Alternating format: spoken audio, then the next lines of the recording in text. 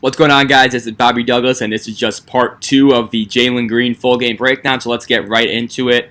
FYI, I think he may have scored in the first, 10 seconds of this half, but, again, the video didn't get to that, so I apologize, but honestly, this is, the best we could do, given that the fact that, G League games just are very difficult to find in full. So, this is probably the best I could do. So, decent effort defensively from Green right there. Good contest ultimately leads to a miss. And again, you can see the video is kind of choppy right now. So, again, I apologize for that. But this is, again, honestly, I searched high and low for, a full game. And then this is the only thing I could really find. So, we're kind of just going to make do with what we got. We could see Green kind of tagging that roller. Not really on him. Looks like there was a cut right here. I think this guy, I'm not sure who this is. But he kind of... Yeah, right there. So Green kind of has to play this pass. So this cutter isn't really on him. And so, again, decent defensive effort, too. But there looks like there's going to be a foul here. So we'll skip ahead. And, again, as I mentioned in the first half video, Jalen Green is kind of steadily rising. The more I watch him, the more I just kind of think about it, the more likely it is I'm going to have him at 2 on my final board behind Cade Cunningham. I just think it's so easy to envision him having really high-level success in the NBA just based on his scoring acumen and just overall fluidity with the ball that it's kind of hard for me to put him any lower than that. I really – and again, this is a very tough decision. It's not like it's a knock on Mobley or Suggs, but it's just right now I kind of just think Green has an easier path to all-star potential, to reaching that all-star level potential than Suggs or Mobley does. And so that's kind of where I'm at right now. So again, I would say 2 through 4 are all super close. So right now there would be a tier 1B, I would say, of those 3 guys, Green, Mobley, Suggs. And then obviously Cade's going to be 1A. But again, it's all super, super close. Again, any pick in this top 4 I think is a home run. That's just kind of the way it is, I would say. We see Green playing a little bit off the ball. Kuminga for 3. Ugly. Only a 24% three-point shooter, Jonathan Kuminga. And a lot of these misses, I'm realizing, are very, very ugly. Let's see. We got Green on the baseline. Again, on that weak side. Not much heading his direction. Got a step-back 3. And this is going to go in, and again, just kind of the ball watching, right? This is going to go up. And then again, if he wants to, this guy can totally crash the glass and kind of just push Green out of the way because he's not in a good stance. He's not really checking to see where his man's at on the rebound. And just little things like that kind of, kind of irk me just because, I feel like everybody should kind of be watching their guy, things like that, at least making an effort to box out. Boxing out, though, I do realize is a lost art as we get a foul on Yogi Ferrell here. Green's going to be at the line. I'm not sure why. Oh, it looks like that was a flagrant? I don't know what happened, but he makes that free throw. So, well done by Green. He was 3 of 3 from the line in this game, but I think that, totaled around 7 of his points because of the way that the G League rule works. I think he may have gotten fouled on a 3. So, obviously, that's where the 70-odd number comes in. But, yeah, again, good job. He does a great job getting to the line, He sometimes can settle for mid-range jumpers or just kind of difficult shots in general, but overall, though, I think he has, one of the more polished scoring packages in this class, if not the most polished one. And so I think when it comes down to just, Jalen Green being an effective offensive player and a very high-level offensive player, I think he might be, honestly, the safest bet to reach that potential just because he has shown it at the G League level, which is usually a very, which I would imagine is a very good indicator of future NBA success with this Ignite program just getting off the ground. But we will see, It definitely is a lot better than what we had in the past, I think, just in terms of, the guys coming straight out of high school into the the NBA, obviously, that's a little bit tougher of a transition. This is a good pathway, though. I do like the Ignite thing. And obviously now with name, image, likeness taking off in college sports, that'll be very fun to watch to see some of these guys maybe stay in college, perhaps. So, no, we'll see. It'll be interesting to see what happens in the next few years. Let's see. We got Green, I think, is going to be getting a pin down from Kuminga. And again, now he's just going to go back down onto the block. Not much of a post-up threat. Looks like we got an offensive foul there. Not sure about that one. Regardless, we move forward. We got another three-point attempt. And again, remember what I said in the first half of this breakdown. Like, these games are very fast-paced. They're very AAU-like. A lot of turnovers. A lot of quick shots. A lot of transition. So, it could get kind of sloppy at times. But overall, I do think it's a very good way for these young prospects to really get kind of like NBA-type experience, Again, good job by Green fighting over that screen. Good job reaching and, again, staying in front of his man. Maybe lets him go a little bit, but, again, gets that rebound. And now here he comes in transition. Let's see what he does here. Again, he has that ball on a string. Decent pass out, just a little bit low. And Kuminga, I think, is going to draw a foul right there. But, again, he has that kind of like that quick twitch handle where you can go between the legs, go behind the back. Everything's on a string. It's not super loose, you know what I mean? And so I think that's really impressive and something that I think makes Green a much more dynamic prospect than personally what I initially thought. I personally kind of saw him as like a scorer type. I didn't really think his handle and just his overall ability to break down defenders off the dribble was as good as it's been in the bubble. So I've been really impressed with what I've seen so far, and hence why, I'm moving him up, I think, to number 2. And again, I already know like people are going to be like, well, Bobby, like, why do you hate Jalen Suggs? Why do you hate Evan Mobley? You guys don't understand. If any of these top four prospects were in the 2020 draft, they would be hands down for me the number 1 prospect, okay? Like, hands down. Any 4 of them. Mobley, Suggs, Green, Cunningham, obviously. But any of those 4, they are number 1 overall picks in my opinion. So, like, that should give you, like, kind of like a sense of how high I am on all 4 of these guys, So it's not that I just hate Jalen Suggs. I love Jalen Suggs, one of my favorite players in this draft. Or I hate Evan Mobley. Again, like, for a big guy to be top 4 on my board, that's really, really good, because I tend to rate big guys lower. But it just happens that the top of this class is really, really strong. Right here, good job, playing good physical defense again. Tyler Bay, I think, loses that ball. Jalen Green maybe took one to the nose, but overall, good job just kind of being in the right spot and getting his hand on the ball. And right here, just attacking this closeout again, showing that smooth, that silky drive towards the basket, finishes with the right hand. Good overall play on both ends from Green right there. And again, just that ability to get to the basket at will. He's not afraid of contact, not afraid of getting his shot blocked, which I think is really crucial. So right there, again, really nice job by Green. Again, right here, I personally am not a fan of helping off the near side corner shooter, but if he could shoot the gap like this, and we talked about it with that quick twitch muscle ability for him to shoot the gaps and get his hands into passing lanes, right, and make these types of defensive plays, like, I'm going to have to learn to live with that because of the plays like this, right? Gets his hands on a pass, gets a deflection, Jarrett Jack gets the ball, and it leads to a run out for Jalen Green. And then a quick shovel pass for Jarrett Jack. He can't get that one to go. But again, you see him, Jalen Green, kind of just creating shots for his teammates and things like that. And you can see this is the play from previous. So again, he took a shot to the face, still managed to poke the ball out from Tyler Bay. And again, right there, you can see, again, not afraid of contact, has good kind of control around the basket. So yeah, very solid last few possessions for Jalen Green right there. I think we have a timeout or something right here. I think these are all, this is a review or something. Yeah, let's go. So we got maybe right here, right?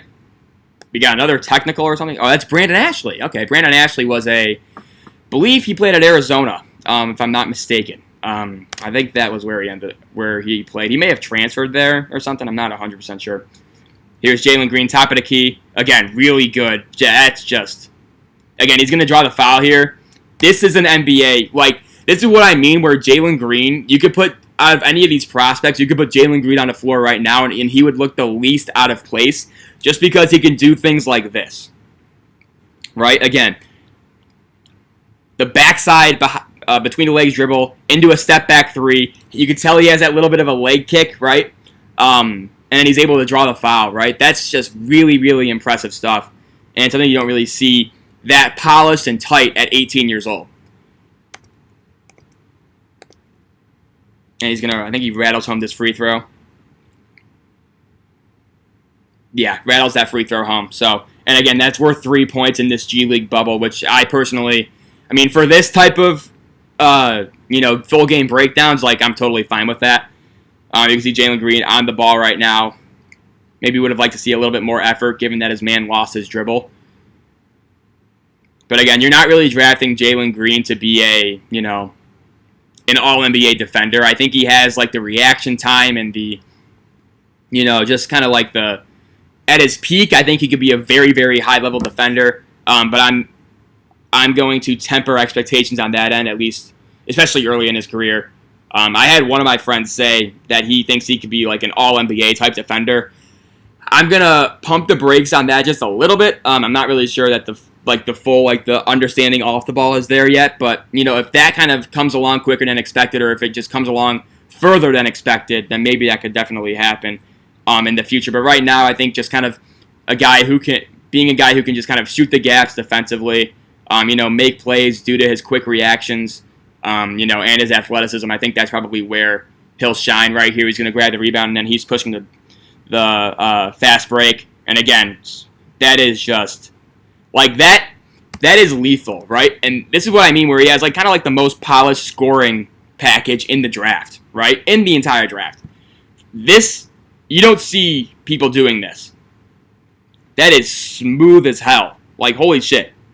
That is, and you can tell he's given, I think that's Malcolm Miller, as we learned in the first half, I'm not going to act like I know who Malcolm Miller was before this game, but I want to rewind that shot again, because that is ridiculous.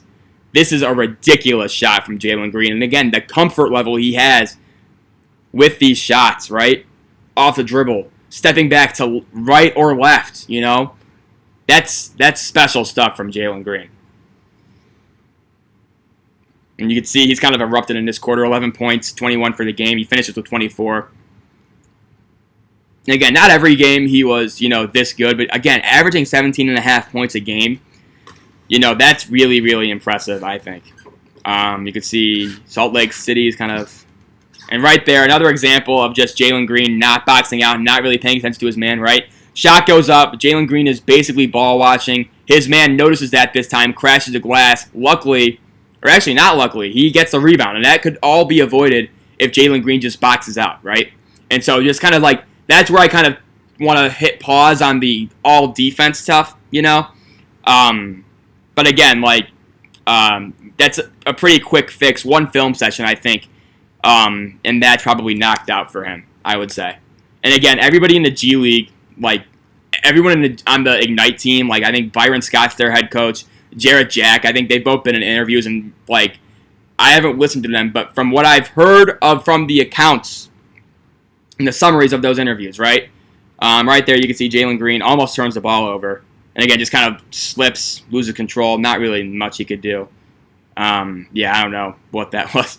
But ultimately ends in a basket. But you can just tell by the way Byron Scott and Jarrett Jack are talking about Jalen Green that they just love him and they really think the world of him.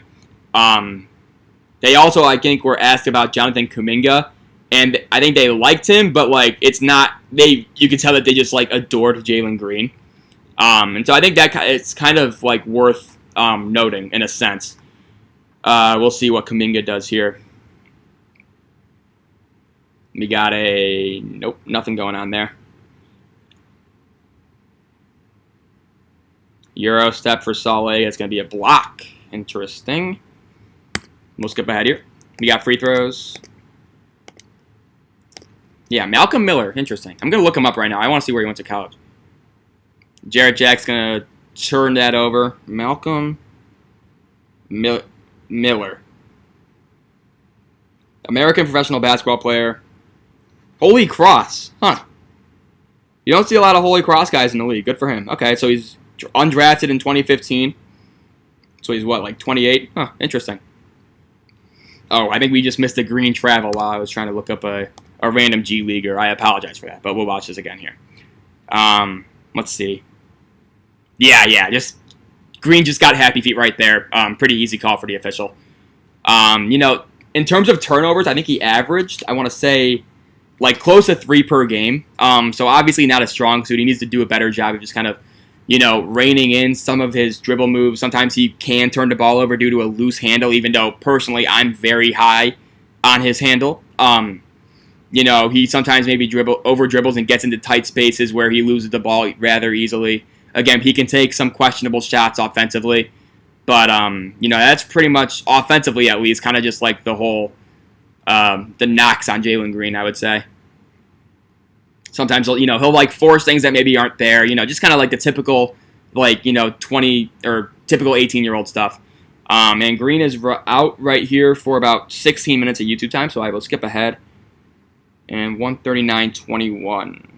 There we go. All right, so we got fourth quarter, 9 minutes, 18 seconds left. And I think he's out at like the 2-minute mark of the fourth quarter, and then that's where the game ends. This game gets out of hand, or kind of already is out of hand for Ignite. So there's Isaiah Todd. Whew, nice little jump shot. I remember early in this scouting cycle, so like when these guys were still like seniors in high school, I was like, you know what, Isaiah Todd, he's like top 5 in the class, right? Obviously, nowhere near that now. But that's why we watch the college season, and that's why we watch, the G League seasons or whatever they're in, right?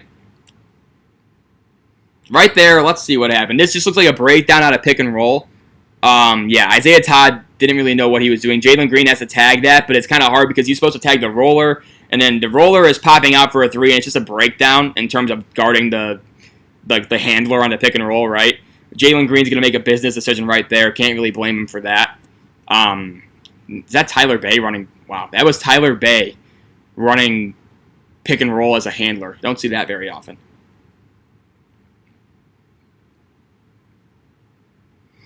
And then Ignite is going full youth movement here. I think it's, Green, Kuminga, Nix, and Todd are all in at the same time. Interesting. They usually try to stagger those guys. Usually I think Green and Kuminga would start, and then Nix and Todd would kind of come in later as part of that second unit. But they're all playing together right now.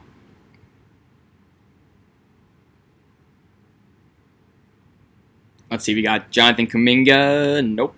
Nothing going on there. I think he gets a foul call there.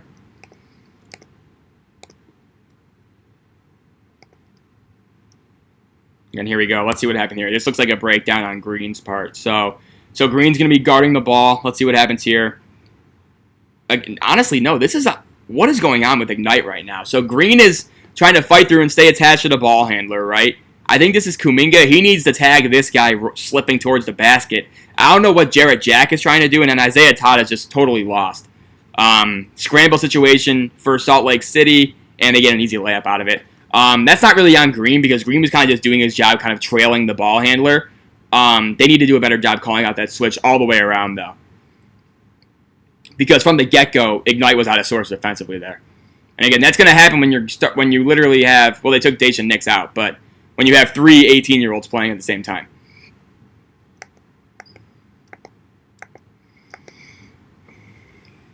And Jalen Green just shot it. Let's see.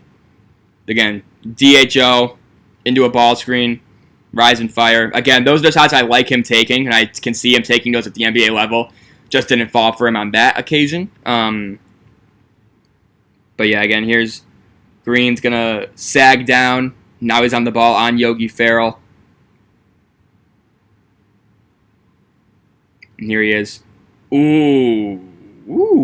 I don't know. I don't know if they're going to show a replay of that, but it didn't look like a foul to me. Oops. Again, Ignite defensively right now is just kind of a shit show. That wasn't on Green in any sense right there. If I'm not mistaken, that is Eli Scott, who played for Chino Hills with like all those like really good, like all the Ball brothers and Onyeka Okongwu. I think he was on that team. Oh, never mind. It's Trevon Scott. My bad. Here's Jalen Green again. Let's see what he does. And again, right there, gets his shot blocked. Again, one thing that people did say about him, especially like when people were starting to watch him at like the U19s for FIBA and things like that, is that he kind of like was almost like bow-legged, and so he had a difficult time staying on balance offensively. That's obviously improved a lot since then, but you can kind of see a flash of that here, right? Just kind of almost, it's almost like his feet are moving too fast for his body, and so he almost like trips over himself, right? Leads to getting a shot block and then an air ball, but yeah, just an interesting critique that I've seen. That was like, what? That would have been like 3 years ago now, though. So I mean, you know.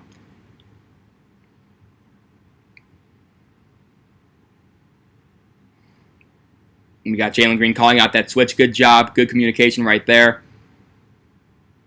And again, they're going to get... nope.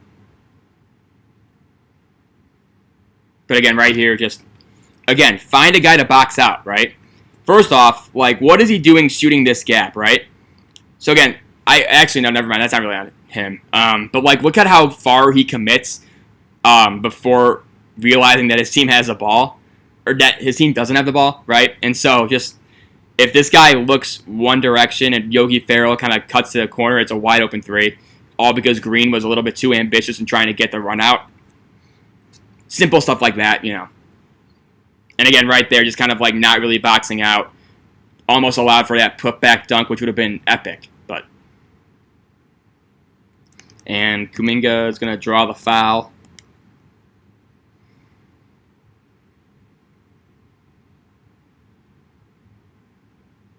And here's Jalen Green. Going to knock down that three. This is off the catch. I want to see where he starts his shot. And no, that's not horrible. He probably started at his waist, but no, that's not bad. Okay, in the first half, there was a catch and shoot three that he made.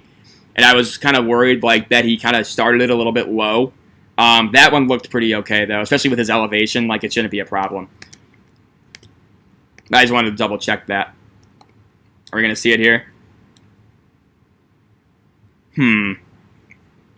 Yeah, I think that one's kind of harder to tell because I think the pass was right where his shot would have started, and so he could just kind of rise and fire, and it looks pretty natural.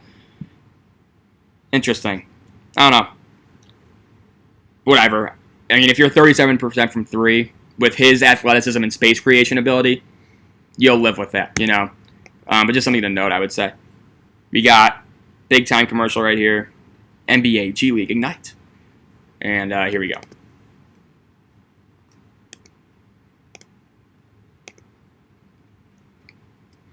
So again, Ignite's kind of extending that defense, trying to get back into this game. I believe it's a 17-point game. So this game is pretty much over. You can see Jalen Green has 24 points. He finishes with 24, so he's done scoring for the day after that catch and shoot three that we just saw. Right here, we'd like to see him maybe stay attached to that cutter, right? And so just kind of gets caught ball watching, and then his man is actually just going to cut right in front of his face, right? And if this guy doesn't go, he's wide open. The spacing with Salt Lake right there is pretty bad. But again, just kind of staying a little bit more on top of things defensively off the ball should be a very high priority for him. He's going to get the ball right here into a ball screen. Again, good overall decent handle right there. Kuminga's going to launch, and another ugly miss for him. We got a foul, I think, on Josh Green.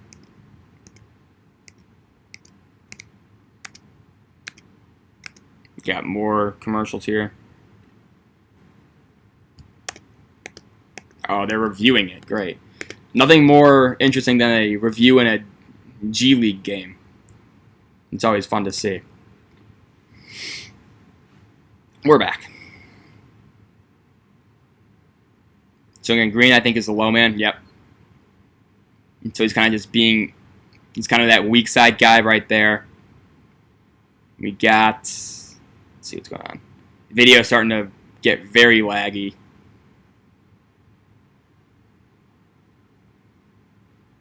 We got a foul here.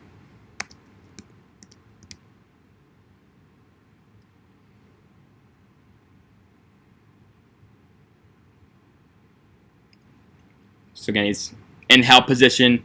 I really don't like the way he just stands under the basket.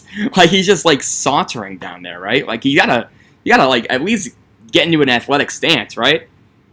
Not a fan of that. That's like the one thing. And I've noticed it on every single shot attempt for Salt Lake City, basically. See what he does here. And again, I like the way that they're kind of isolating Jalen Green, getting him into open space right there. That's a, you know, again, like that's the type of shot I can see him taking in the NBA. Not really, no issues for me with that one. But I do kind of like how Ignite kind of isolates the floor for him. And, you know, they kind of try and get him going, like coming off of a pin down. And then it's just kind of like a quick isolation at the three-point line. You know, I like the way they were using him in this game. So, yeah, that's just something I noticed. Here's Green again, just kind of try and elevate. I think it's going to be a charge call. This is what I mean. Like, sometimes he just tries to force a little bit of stuff, right? I'm not really sure it's a charge, but, again, he's just kind of throwing himself into the defender. That's going to be either a charge or a no call, especially with the rules coming up, the rule changes coming up. That is going to kind of, like, eliminate, like, the, you know, the initiated contact fouls on the defense when the contact is initiated by the offense, things like that, right? I like the elevation. I like the fact that he's going up to challenge that, right? But ultimately, it's going to be a charge call right there. I think he's in for about a minute and a half left, and then he's pretty much out for the game. This game gets out of hand. We got a foul right here, so I'll skip ahead.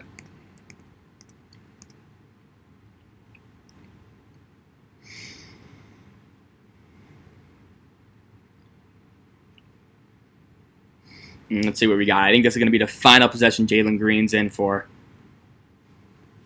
See, again, running him off the pin down. And again, I like how they're creating offense and creating looks for him right there. That's the type of shot where he sometimes can get off balance, right? You'll see that right leg kind of kick out, and it almost looks like he's guiding the ball rather than shooting it right there. Good example of that to end the video. And again, right, he's kind of off balance, kind of fading away to his right. I think he can hit these types of shots, but obviously if he's more square towards the basket, a little bit more on balance, right, you can kind of just see him you know, land favoring that right hip, kind of putting that forward. You know, so he either needs to like get good at those types of shots or at least just stay on balance. Overall, though, I like the flexibility with his release that he has. Like, I offers so much upside.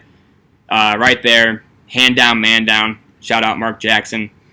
Even though I'm not a huge fan of him calling games, but another video. But again, that needs. Just put a hand up, bro. I know you're down by, 21, now 24, but you got to put a hand up there. That's kind of ridiculous. That's a walk. That is a layup for Josh Green. For any NBA player, that's a layup, you know?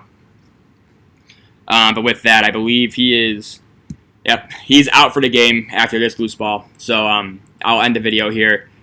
Thanks so much for watching, guys. I hope you guys enjoyed this Jalen Green breakdown. He's, again, like, you know, last few plays were kind of iffy for him, but I do think he's kind of solidified himself as the number 2 prospect on my board just because, again, just the scoring acumen I think is so advanced combined with the handle and just the overall athleticism.